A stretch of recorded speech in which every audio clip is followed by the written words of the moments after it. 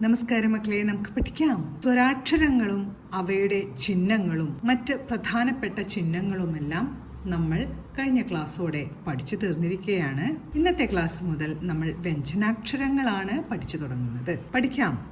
വ്യഞ്ജനാക്ഷരങ്ങൾ തുടങ്ങുന്നത് കവർഗം മുതലാണ്. കവർഗം എന്ന് പറഞ്ഞാൽ കായുടെ വർഗം അഥവാ ഗണം എന്നാണ് ഇതിനറിയപ്പെടുന്നത്. കായുടെ കൂട്ടം, കായുടെ ശബ്ദത്തിന് സാമ്യമുള്ള ശബ്ദങ്ങൾ വരുന്ന അക്ഷരങ്ങളുടെ കൂട്ടം. ഇതിൽ 5 അക്ഷരങ്ങളാണ് വരുന്നത്. കവർഗത്തിലെ ആദ്യത്തെ അക്ഷരം നമ്മൾ പഠിച്ചു കഴിഞ്ഞ ക തന്നെയാണ്. ക. ക എങ്ങനെയാണ് ഉച്ചരിക്കുക? ക പ്ലസ് ആ സമം ക. ക എന്ന് ഉച്ചരിക്കുമ്പോൾ കായുടെ അവസാനത്തിൽ ആ എന്ന ശബ്ദമാണ് ഉച്ചരിക്കേണ്ടത്. ക പ്ലസ് ആ, ക എന്നാണ് ശരിയായ ഉച്ചാരണം. അടുത്ത അക്ഷരമായ ഈ ഒരു അക്ഷരത്തിൽ ക എന്ന വ്യഞ്ജനാക്ഷരത്തോടൊപ്പം ഹ എന്ന ശബ്ദമാണ് കേൾക്കേണ്ടത്. ക പ്ലസ് ഹ, ഖ.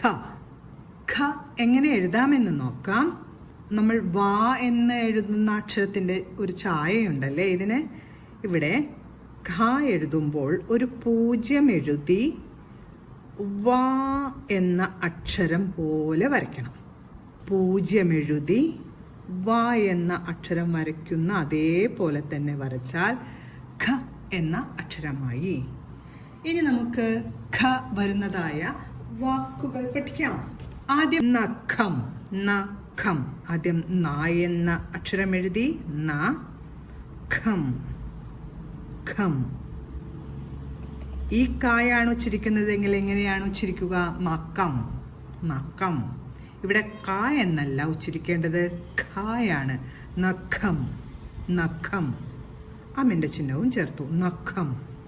അടുത്ത് നമ്മൾ എഴുതാൻ പോകുന്ന വാക്ക് മുഖം. മുഖം. മുഖം. അടുത്ത് എഴുതുന്ന വാക്ക് സുഖം. സാ എഴുതി ഓന്റെ ചിഹ്നം വരച്ചു. സുഖം.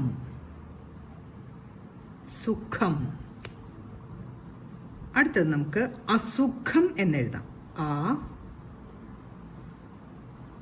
സുഖം.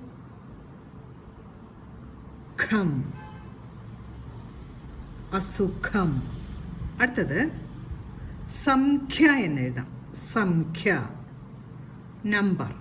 സംഖ്യ. സംഖ്യ. അടുത്തത് ആമുഖം എന്നാണ് എഴുതുന്നത്. ആ മുഖം.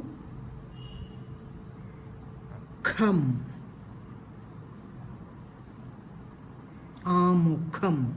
വ്യഞ്ജനാക്ഷരങ്ങളുടെ ആദ്യം കവർഗം ആണ് നമ്മൾ പഠിക്കുന്നത്. കവർഗത്തിലെ രണ്ടാമത്തെ അക്ഷരമായ ഖ ആണ് നമ്മൾ ഇന്ന് പഠിച്ചത്. കായുടെ കൂടെ ആ എന്ന ശബ്ദം ചേർത്ത് ക എന്നാണ് ഈ ഒരു അക്ഷരത്തിന് ഉച്ചരിക്കേണ്ടത്.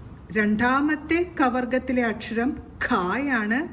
ക എന്ന ശബ്ദത്തോടൊപ്പം ഹ എന്ന ചേർത്താണ് ഖ എന്നതിന് ഉച്ചരിക്കേണ്ടത്. കായുടെ ഉച്ചാരണം കഴിഞ്ഞൊരു ഹായുടെ ശബ്ദം കൂടെ കേൾക്കണം. ഖ. ഖ. വാക്കുകളായ നഖം, മുഖം, സുഖം, അസുഖം, സംഖ്യ, ആമുഖം എന്നീ വാക്കുകളും നമ്മൾ ഇന്ന് പഠിച്ചു. ഇന്ന് പഠിച്ച വാക്കുകളെല്ലാം പറഞ്ഞുകൊണ്ട് എഴുതി പഠിക്കാൻ ശ്രമിക്കണം. അടുത്ത ക്ലാസ്സിൽ കാണാം മക്കളെ. നമസ്കാരം.